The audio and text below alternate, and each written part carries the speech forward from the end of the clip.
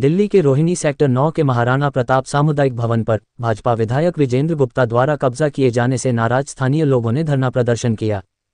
लोगों ने बताया कि 6 साल से विधायक विजेंद्र गुप्ता ने यहां पर अवैध कब्जा कर रखा है। पहले ये सामुदायिक भवन बहन बेटियों की शादी और सामाजिक कामों के लिए इस्तेमाल किया जाता था और उसकी फीस 1000 से 1200 रुपये के बीच थी, लेकिन जब से विधायक विजेंद्र गुप्ता ने इस पर कब्जा किया है, इस सामुदायिक भवन को बुक करने के लिए 15,000 रुपये देने पड़ते हैं और उसे पर भी सामुदायिक भवन नहीं मिलता।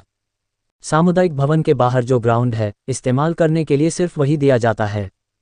जब स्थानीय लोगों ने, गांव वासियों ने ये शिकायत नगर निगम प्रशासन को की तो नगर निगम प्रशासन ने भी विधायक विजेंद्र गुप्ता को इस कब्जे को हटाकर तुरंत वहां से जगह खाली करने के आदेश दिए।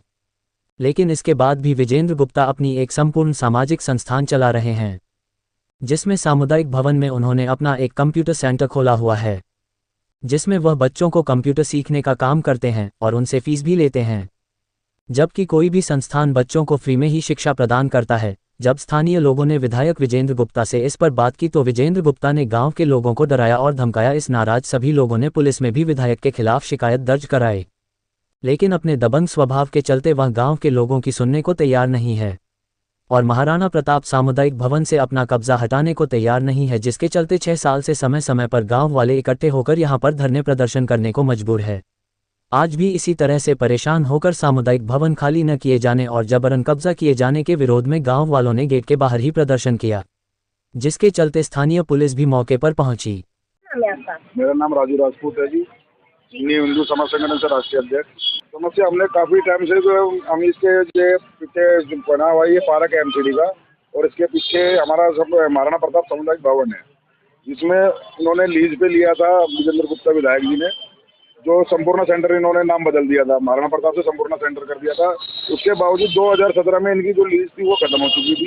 खत्म होने के बाद भी आज 2023 है, अभी तक वो संपूर्ण सेंटर खत्म नहीं हुआ है, न वो खाली किया गया है। उसके बावजूद इन्होंने एमसीडी की जो गवर्नमेंट की सरकारी प्रॉपर्टी है उसमें अपना बीजेपी विधायक कार्यालय बना लिया पार्टी का, जो कि बिल्कुल अनऑथराइज्ड है। अब ये बोर्ड लगा रखा है इन्होंने, देखो पार्क के अंदर इसमें किसी को भी हकीकत में परमिशन नहीं होती कि वो अपना सरकारी या निजी ऑफिस बना ले। और ये हमें एमसीडी द्वारा ये रिपोर्ट मिली है, एमसीडी द्वारा हमें ये रिपोर्ट मिली है कि ये जो इनको नोटिस किया गया था कि भवन को खाली किया जाएगा, नोटिस भी हो चुका है। उसके बावजूद भी आज तक अभी तक कोई सुनवाई नहीं है। और दूसरा, हमने इतनी चीज दे दी है इनको, और रेट इसका टोटल 1500 रुपये इसका रेंट है, उसका रेंट के 15,000 रुपये ले रहे हैं। और इनके जो खुद के जो भी प्रोग्राम होते हैं, इनके जो भी छठ पूजा मनाई थी उन्होंने करा बिल्कुल फ्री, उनके लिए फ्री है।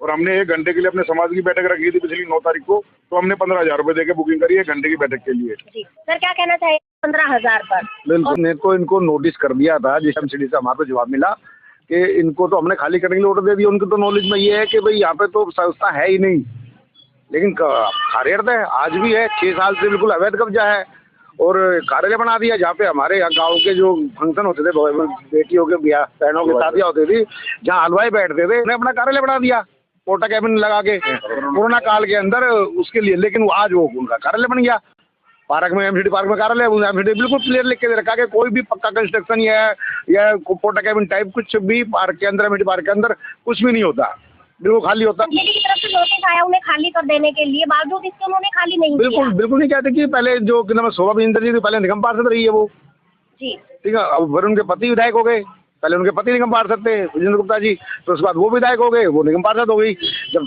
जब दोनों मर्द मतलब मियाँ बीवी सीट पे, तो फिर किसकी चलती है?